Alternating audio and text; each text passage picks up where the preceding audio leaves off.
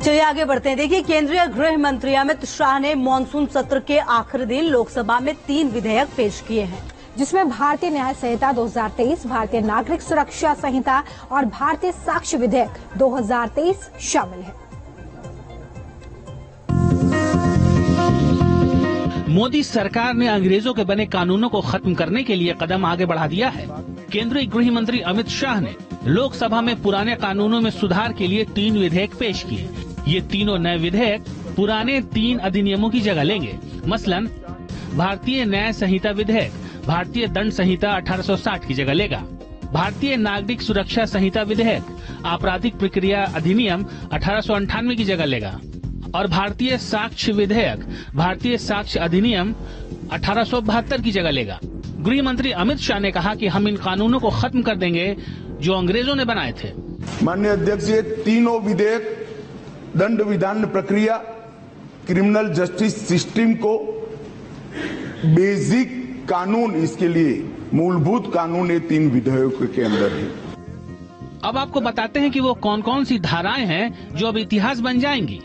धारा 124A ये राजद्रोह की धारा है। अगर कोई जानबूझकर अपने शब्दों, संकेतों या वित्तीय साधनों का इस्तेमाल कर घृणा या सरकार के प्रति अवमानना करता है, तब उस पर राजद्रोह की धारा लगाई जाती है।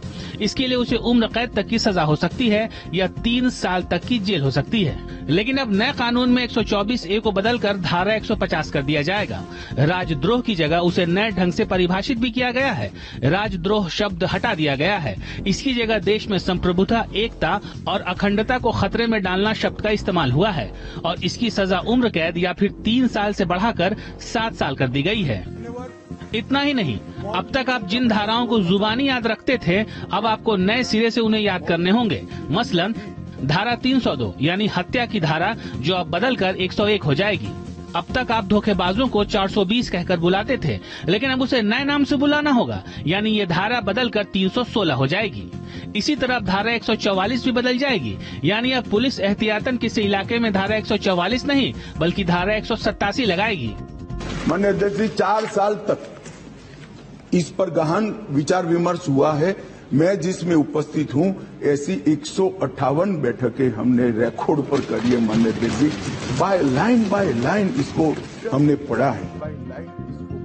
अमित शाह ने बताया कि विधेयक मॉब लिंचिंग के अपराध को दंडित करने का प्रावधान करता है और इसके लिए 7 साल या आजीवन कारावास या मृत्यु दंड का प्रावधान है। गैंग रेप के सभी मामलों में 20 साल की सजा या आजीवन कारावास का प्रावधान किया है, जो आज नहीं है। 18 वर्ष से कम आयु की बच्चियों के मामले में मृत्यु दंड का भी प्रावधान। मान्यवर, मॉब लिंचिंग का बड़ा शोर मचा है, हमने उसको केयरफुली करा है। मॉब लिंचिंग के लिए भी 7 साल, आजीवन कारावास और मृत्युदंड, तीनों का प्रोविजन कर हम प्रावधान मान्यवर लाए। आईपीसी में क्या बदलाव किए गए हैं, ये हम आपको बताते हैं।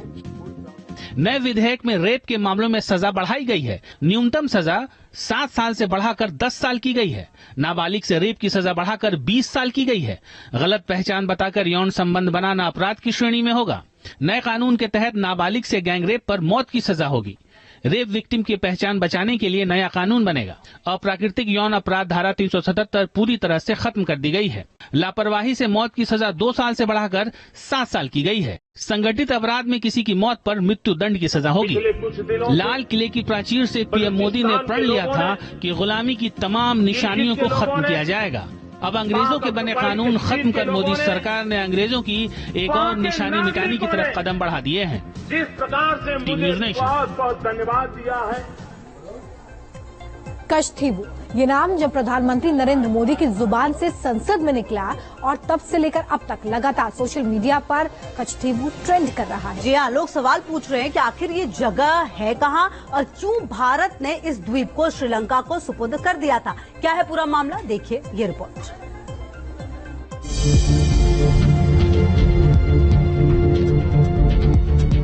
ये कच्छथीवु कहाँ आया, जरा उनको पूछ लीजिए। इतनी बड़ी बातें लिख करके देश को गुमराह करने का प्रयास कर रहे हैं। एक टापू किसने किसी दूसरे देश को दे दिया था, कब दिया था? उस समय श्रीमती इंदिरा गांधी के नेतृत्व में हुआ था। मेरा एक इमोशनल अविश्वास प्रस्ताव पर जब पीएम मोदी लोकसभा में बोल रहे थे, तब एक शब्द ने सबका ध्यान अपनी तरफ खींचा। ये शब्द था कच्छतीवु द्वीप।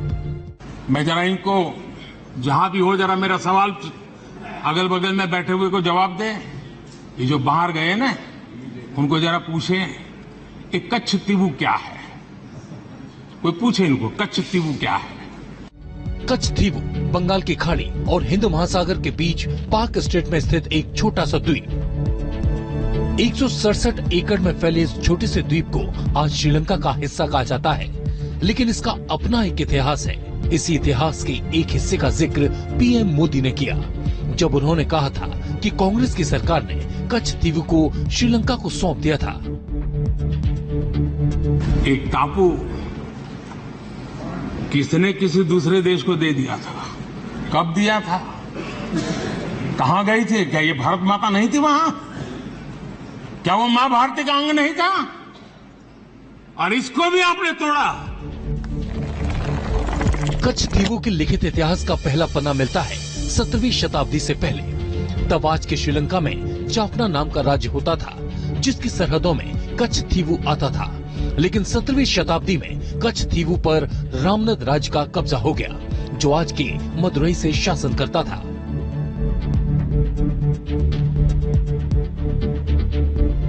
मदुरई के रामनद राज्य के राजा सेतुपति कहे जाते थे, लेकिन जब दक्षिण भारत में अंग्रेजों का दखल बढ़ा तो इसका असर रामनद राज्य पर भी पड़ा और राजा का टाइटल बदलकर जमींदार कर दिया गया। टाइटल बदला, लेकिन कच्छतीवु और रामनद साम्राज्य का रिश्ता बना रहा। बाद में कई छोटे राज्य और जमींदारों को मिलाकर अंग्रेजों ने मद्रास प्रेसिडेंसी बनाई, जिसमें रामनद जमींदारी और कच्छतीवु दोनों को शामिल किया गया। जब 1947 में अंग्रेजों का शासन उखाड़ फेंका गया और भारत को एक स्वतंत्र देश का दर्जा मिला, तब कच्छतीवु को लेकर विवाद बढ़ा। दो देशों के बीच इस विवाद के बीच कच्छतीवु यथावत खड़ा रहा। ये एक ऐसा द्वीप बन गया जहां भारत और श्रीलंका के मछुआरे कभी आराम करते थे, मछली पकड़ने की जाल सुखाते थे। साल 1974 तक यूं ही विवादों के बीच कच्छतीवु मछुआरों की रिहाइश गाह बना रहा। और फिर आया वो वक्त जिसका जिक्र प्रधानमंत्री मोदी ने संसद में किया, यानी कच्छतीवु का ट्रांसफर। एक टापू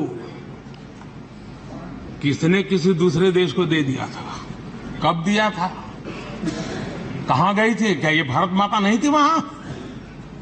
क्या वो मां भारती का अंग नहीं था?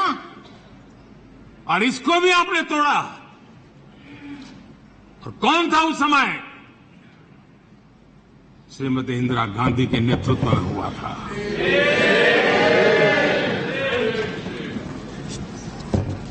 कांग्रेस का इतिहास मां भारती को छिन्न भिन्न करने का रहा है।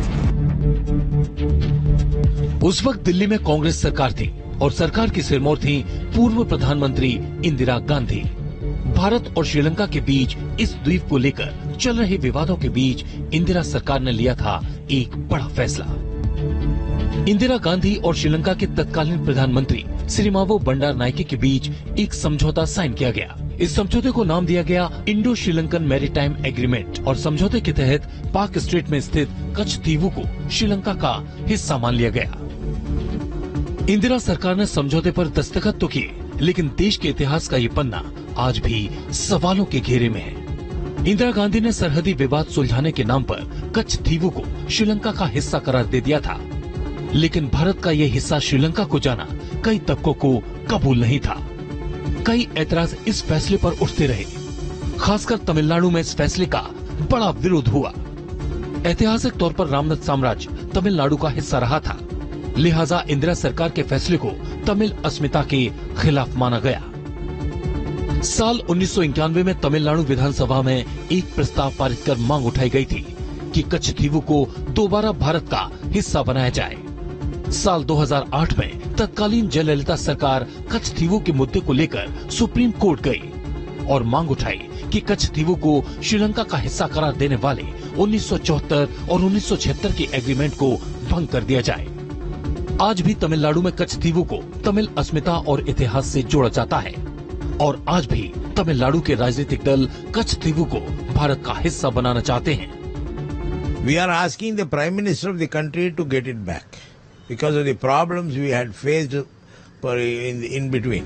इंदिरा गांधी के श्रीलंका के साथ समझौते और कच्छतीवु के भारत के नक्शे से हट जाने को लेकर एक और विवाद था। ये विवाद था इंदिरा सरकार के फैसले के तरीके पर। कच्छतीवु द्वीप के हस्तांतरण को लेकर इंदिरा सरकार ने संसद से सहमति नहीं ली थी और इसी वजह से सुप्रीम कोर्ट में भी ये मामला पहुंच गया था।